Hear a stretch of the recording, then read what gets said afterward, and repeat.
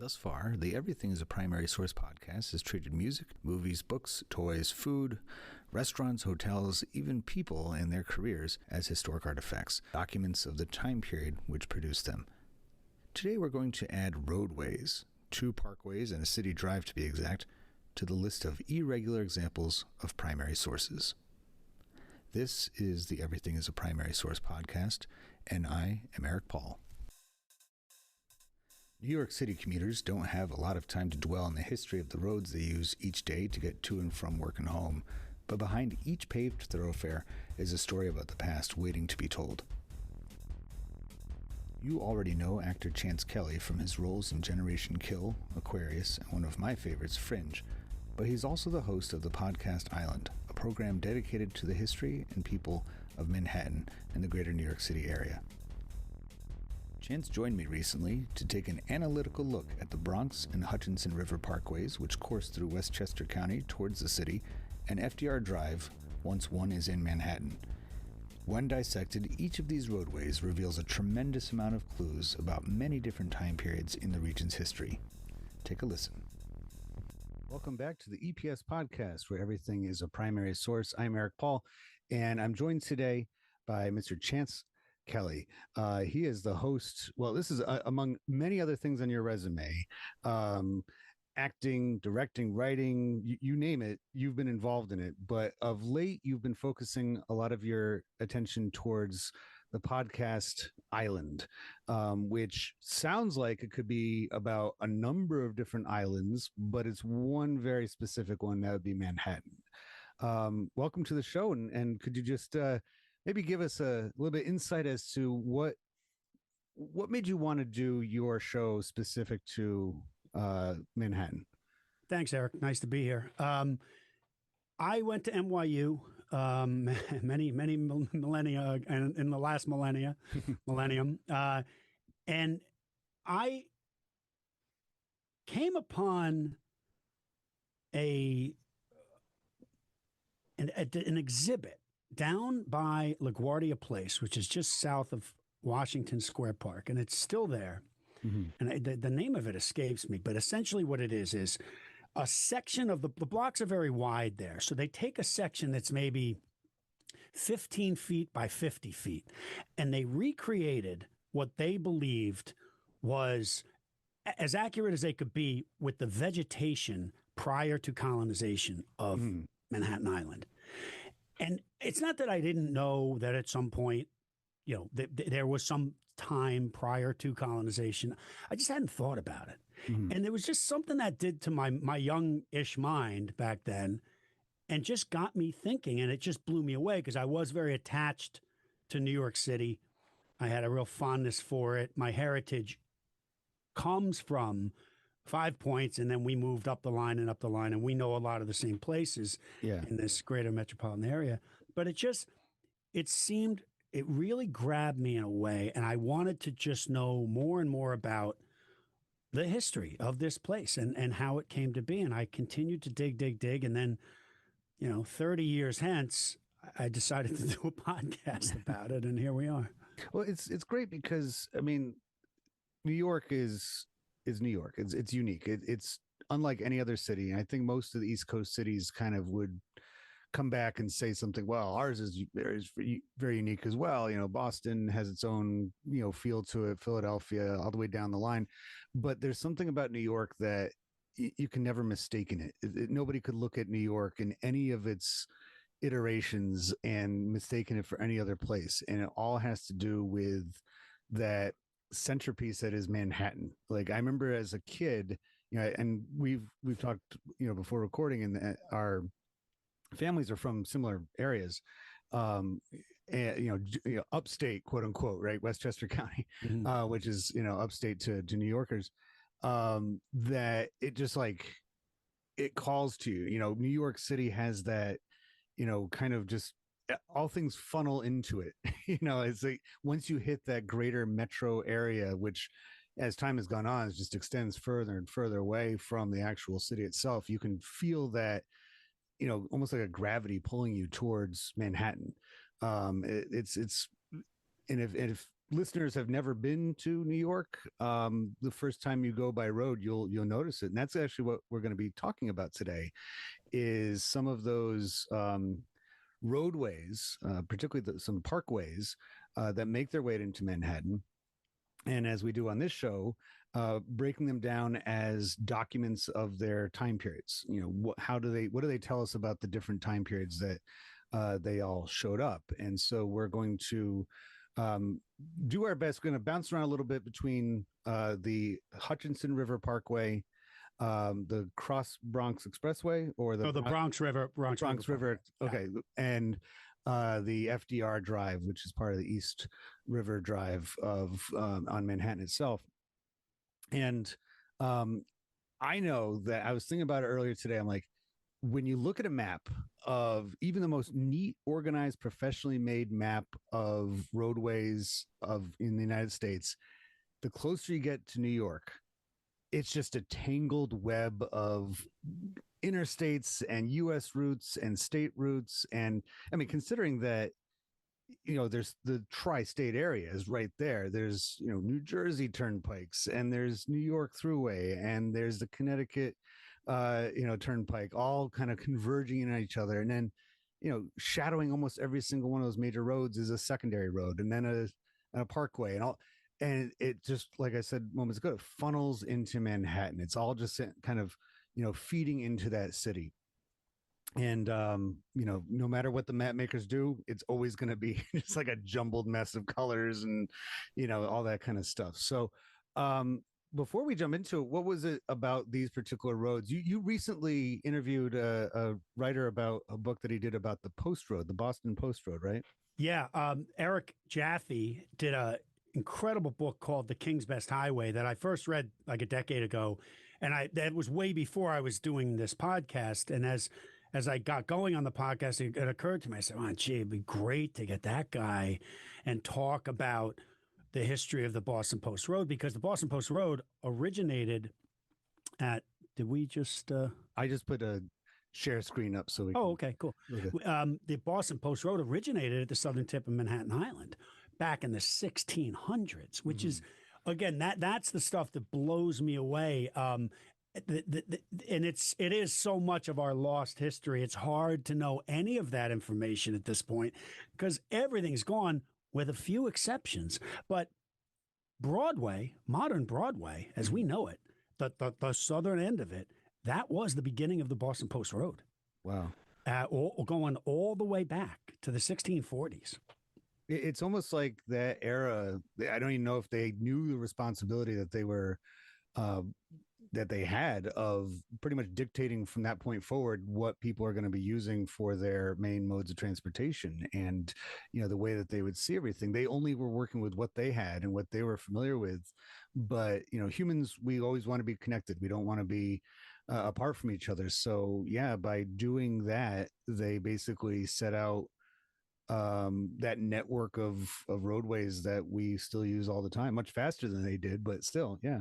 Well, also the thing that was interesting about Eric Jaffe's book is that the history of that road, essentially the road to Boston, which started out in the 1630s and 40s as literally a Native American path, right? That the colonists would follow and sometimes take a Native American as their guide to get up that path, and that was usually a 3-week voyage in the beginning.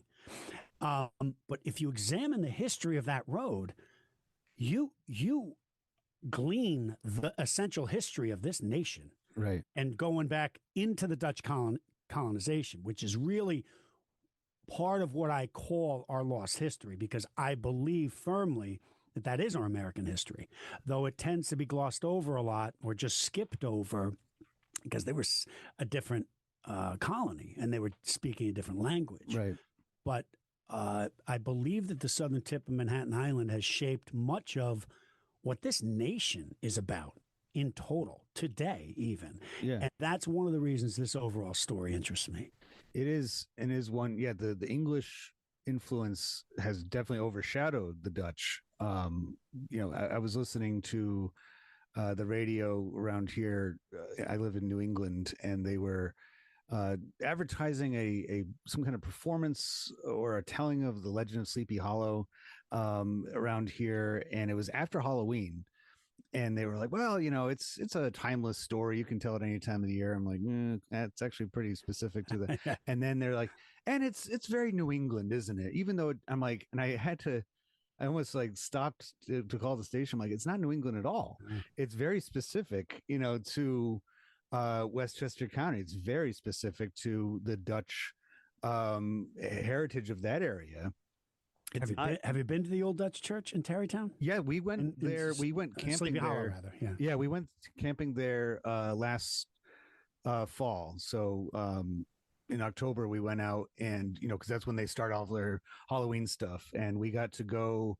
We toured around Sleepy Hollow, and we went over to Sunnyside, Washington Irving's home, where they gave this amazing telling of the story, from a guy in costume, and he gave the way that he told it was so legitimate. It came across like it'd basically been passed down through generations, and the accents that he gave his characters, I'm like, I believe this guy. He had like the early versions of a New York accent, which was specific to that region. It wasn't something that could be really shared by other, communities. It was very Dutch, old Dutch New York. I actually want to do a show up there because that church. That's the church that Washington Irving wrote about, where Ichabod Crane was walking home from that meeting that night. It all starts at that church. The character who Ichabod Crane is based on is buried in one of those graves. Yeah. I don't know his name. I saw his name once. I can't tell you what it is right now, but he's there. It's quite the place to visit. And I think the reason why New Englanders might try to lay claim to it is because we have Salem, that we have another Halloween town, and it's like, yeah, but it's not quite the same. I'll talk off air with you. Actually, my cousin is a teacher in Sleepy Hollow, and so maybe she can hook you up with somebody to chat with about that particular. Cool. Yeah, I'd love to go tour that church. It's still functioning, still use it. Church. Yeah, they do. When we were there, they had a sign that said, quiet, when church is going on. And so, yeah, it's a area rich in history. So let's get right down to it with, why don't we start with the Hutch Parkway? I got to say, whenever I drive in that part of New York, and it's one parkway after another, I get intimidated because I'm like, I'm not, used to all of that kind of, it's high speed travel, but not on roads that look like they should be high-speed travel, lots of twists and turns and things like that. So starting from the beginning, we'll hop around on this, but how was this and other parkways made, and why did they make it? Well, they made it. The first parkway was the Bronx River Parkway. Now, there was one out on Long Island that was contemporary to that, but I don't know that it actually still exists. I think Robert Moses changed it when he made the Northern and Southern Parkway, but I could be wrong about that. But the Bronx River was completed in 1918. So, the trajectory and the history of automobiles for the most part. Yeah. There weren't a lot of automobiles in 1918. No. It wasn't like every household had one, but there was a need for it. And there was a need coming out of New York City to be able to get up to the north at that time. Look, the Bronx River today only goes as far as the Kensico Dam. That's Valhalla. That's essentially White Plains, just north of White Plains. But the Bronx River was created for the increasing level of automobile travel. Prior to that, it was horse and buggies. I mean, not that long before that. So, and it was a very experimental thing. And you can see today, it's a beautiful parkway. And, I ride my bike along the pathway there a lot.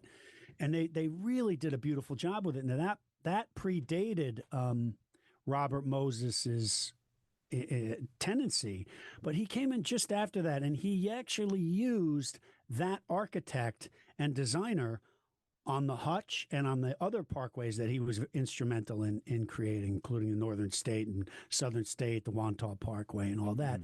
But also, I like the idea of talking about the Hutch, the Bronx River, and FDR, because there's the roads themselves that have been so instrumental in the development of this place, which I don't, even though my podcast is called Island, I don't limit the story, certainly don't limit the story to the island of Manhattan, because, for instance, just during the Dutch colony, which is the origin of this place, New Netherland included all of the tri-state area that we know today, plus much of Pennsylvania and much of Delaware.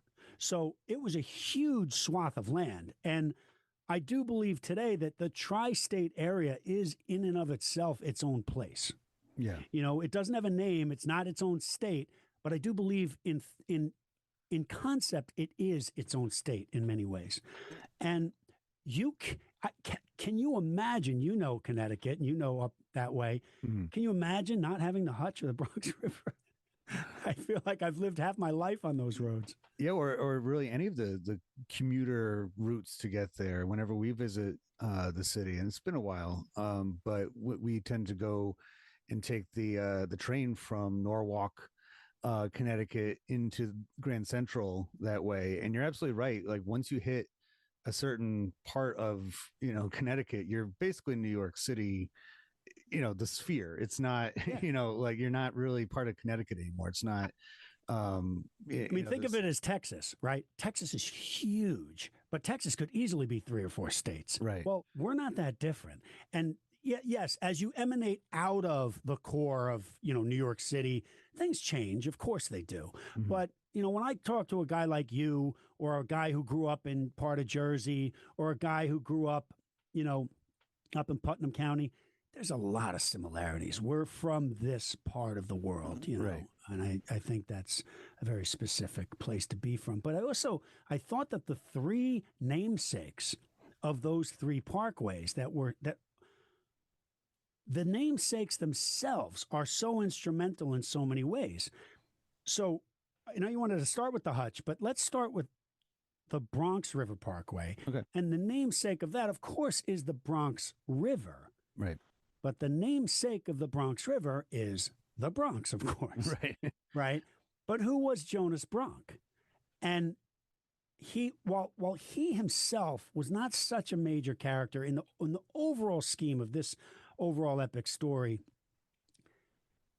what he was a pioneer.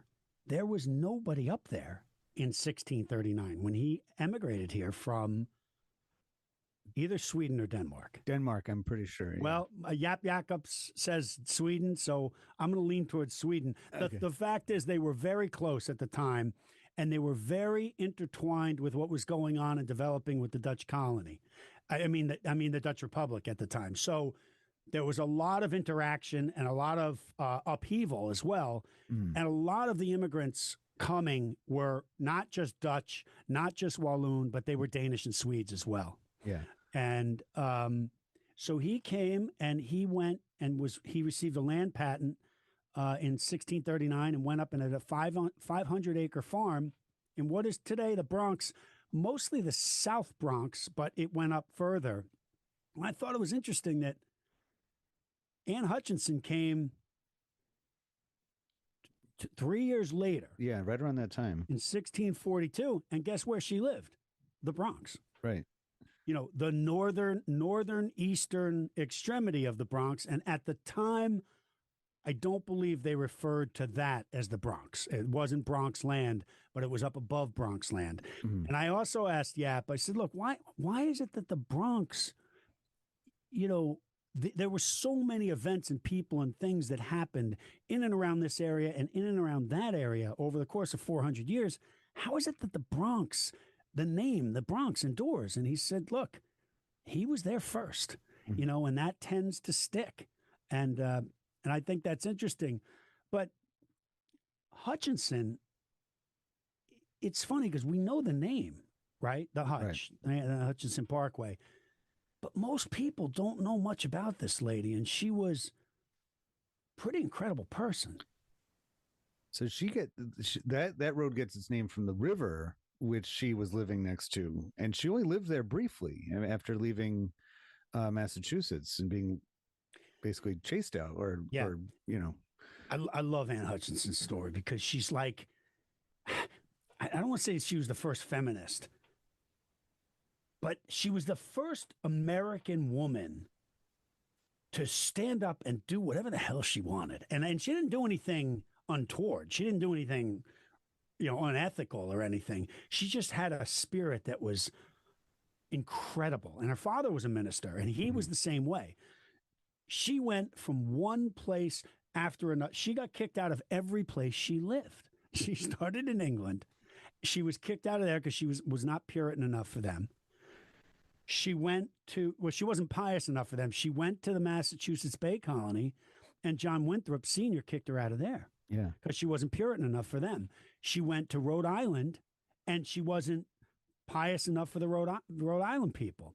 And that's how she ended up in 1642. She contacted the governor of New Netherland, who was Willem Kieft. Now, I don't know if you know anything about Kieft, but Kieft was the second to last governor of New Netherland, and tragic figure, tragic.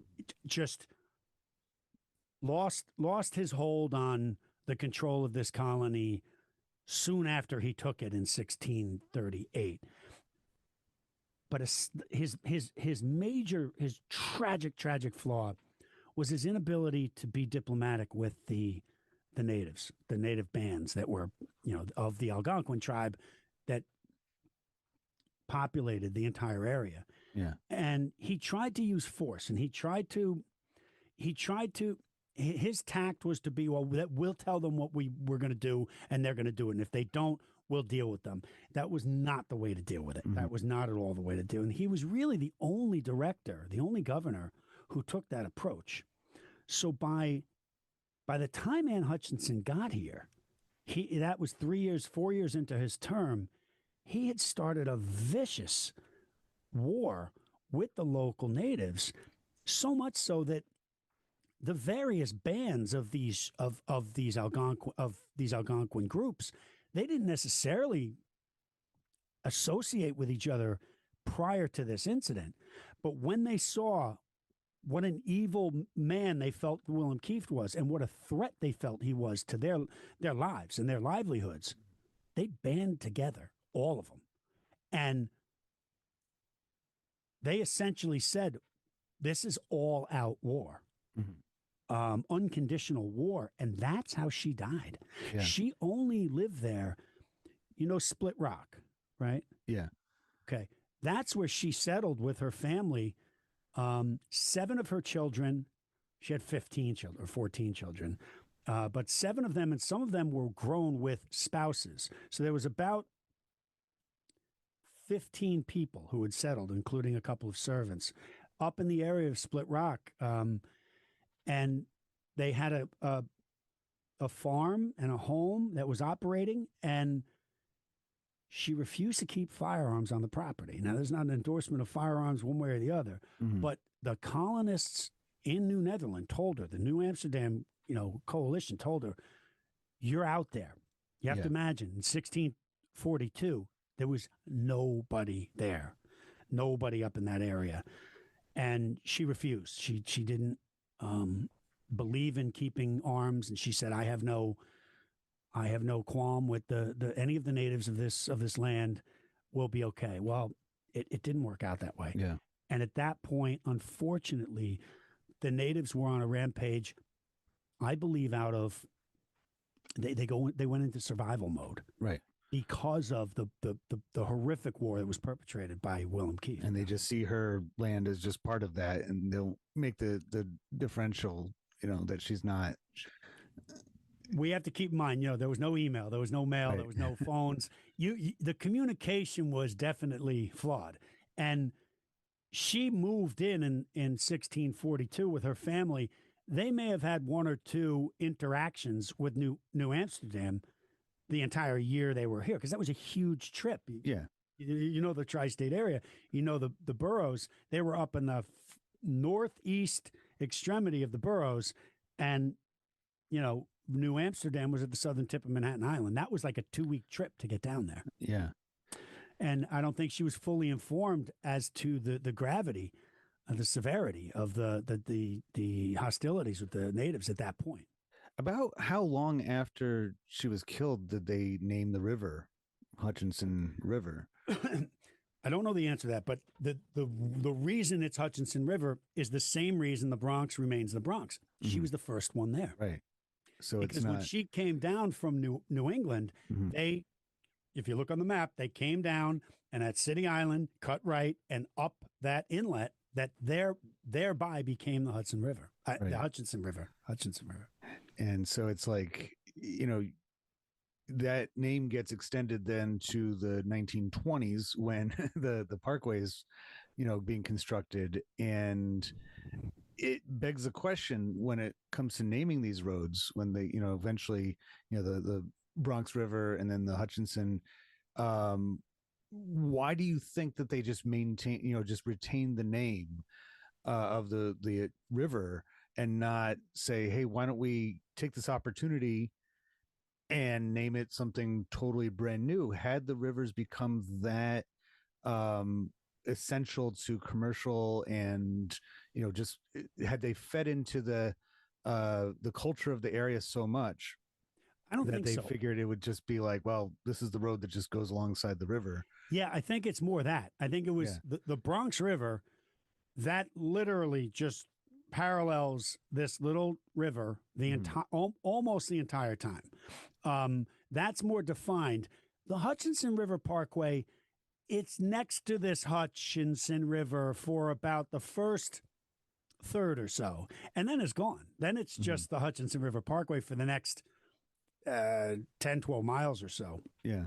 I think it was just a logistic choice because it more or less paralleled that area. But again, you got to keep in mind, there were limited names that they could assign to these parkways because the history was limited.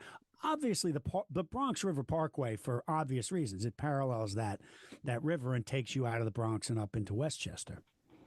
And I thought, and as a segue to our third parkway or our third road that we were going to talk about, or the namesake of that third road, the FDR Drive, which, as you said, was named for FDR right after he died in 1948, I believe. 45. It was 45, yes. During the war, yeah. It was the East River Drive, and that was a Robert Moses project, I believe. But if you follow the Bronx River Parkway all the way north to the Kensico Dam, where it connects with the next parkway, if you want to keep going north, that's the Taconic State Parkway. Yeah. And what I didn't know in doing some of this research, FDR was the brainchild of FDR. Because that goes all the way to Albany. Yeah. And it's essentially Route 9, isn't it? No, it parallels Route 9, but it's the Taconic State Parkway. I didn't realize this, FDR, prior to being governor of New York, which he became in 1928, he was the commissioner of the Taconic State Parkway Commission, which I had no idea. And that would have been in the mid-20s, early to mid-20s. He had this vision for the Taconic State Parkway, very much like Robert Moses had these various visions for all these other parkways, including the Hutch and the Northern State, the Southern State, and all those parkways. And he did eventually get it done, which I thought was really interesting. Because I guess like a lot of times when I've been down there, and it seems like there's dozens of parkways. There's like Sawmill Parkway. There's it's just like an endless amount of parkways that you just kind of picture them as just a bit of randomness to them. But what you're saying is that there seems to have been a lot of thought because put into how they connect and what their symbolism is, their namesakes symbolize a lot of that, and that it was not as perhaps random as it might seem. Like there was some rhyme and reason to it, that FDR, for example, wanted to have that linkage between the capital and the biggest, most important city in the area. Absolutely. And I think the other thing that has to be recognized is they didn't all happen at once. So the construction on the Bronx River was completed in 1918. I believe it was started almost a decade before that, or at least 5 years before that. The Hutch was done in sections, and it was sections that were put in by necessity and based on where people needed to go. Yeah. Same thing was the Sawmill River Parkway. That was a parkway that existed earlier on in the northern reaches of where it is today. Robert Moses envisioned taking people up the West Side Highway, which didn't exist yet, but he had this vision for it over the Henry Hudson Bridge, which he built. And then that connects, as you know, as I think you know, to the Sawmill. That will take you up to the parkways up above. Mm-hmm. And that's the direct link. And that was a Robert Moses concept. What a good last name for somebody who's leading people around. You know, you got Moses.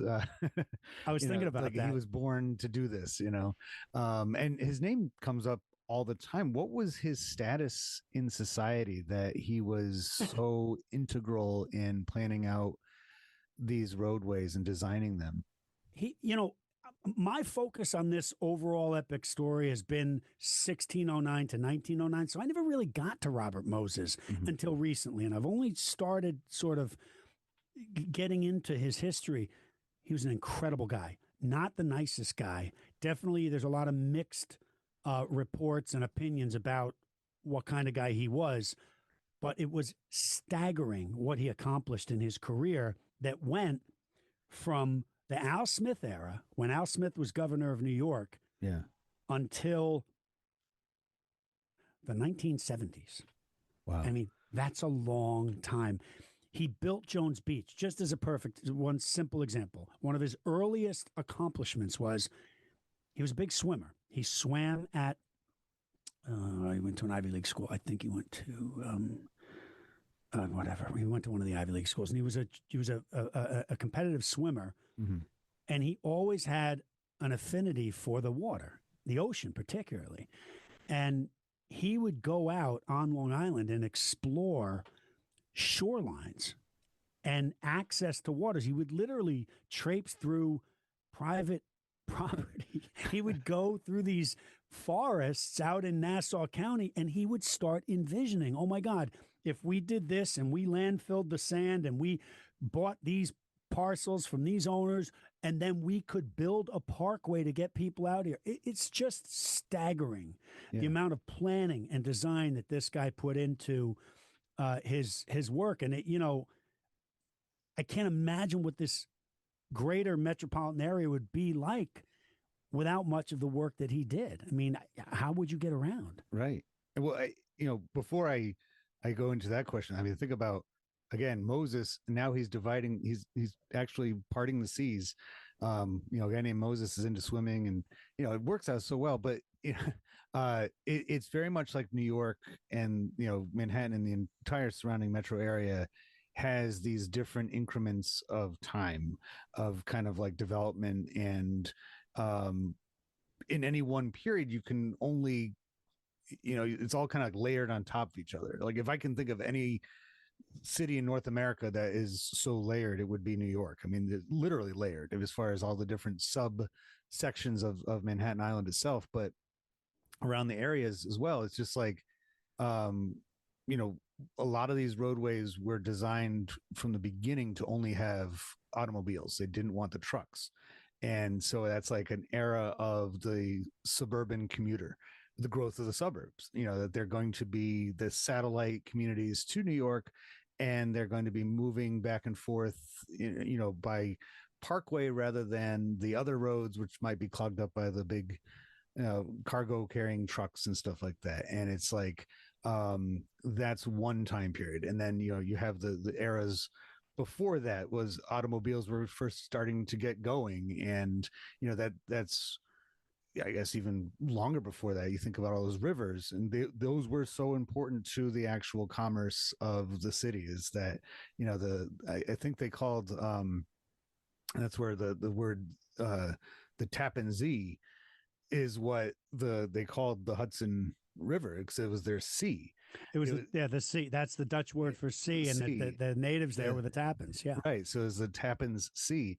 That it wasn't just, back then it wasn't a barrier. It was actually the main way to get around that you would use, the waterways, and it would wake up every morning. You would see the boats starting to head out for their daily chores and what they were going to be doing.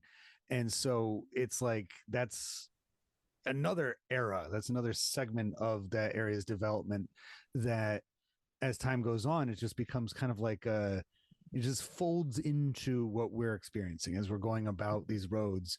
You don't think for a second as you're on the Hutchinson River Parkway, the detailed history of, why it's called that, and, where it goes, and, why it's always been such a huge part even before the actual road existed. The study of the infrastructure of lower New York State is the study of Robert Moses. While he and his generation did not create the concept of city planning, it was the turn of the 19th into the 20th century that made his line of work necessary and in high demand. Moses and his entire era desired functionality as well as pleasing aesthetics to meet the needs that the growth of New York City and its surrounding suburbs created. But the designers of roads, bridges, parks, and other projects did not call for a complete blank slate like planners of the post-World War II space-age era would. Instead, what Moses and his peers created was a balance between the established past and progress towards the future. By having modern automobile roads retain the centuries-old names of nearby river routes, Moses and company conveyed the adherence of society at large at the time to a slow but steady transition from old to new. The second part of the podcast has Chance and I looking close at FDR Drive, the East Side Parkway in Manhattan, which is another Robert Moses project that began as East Side Drive. We discuss how renaming the roadway after the passing of President and former New York Governor Franklin Roosevelt may have been an intentional slight against the urban planner and possibly fellow New York Democrat Al Smith, too. Part 2 is available for Patreon members of the podcast as well as Substack subscribers. Visit patreon.com/EPSpodcast or epspodcast.substack.com to have a listen. Until next time, this is the EPS Podcast, where everything, including New York metro area parkways, are primary sources.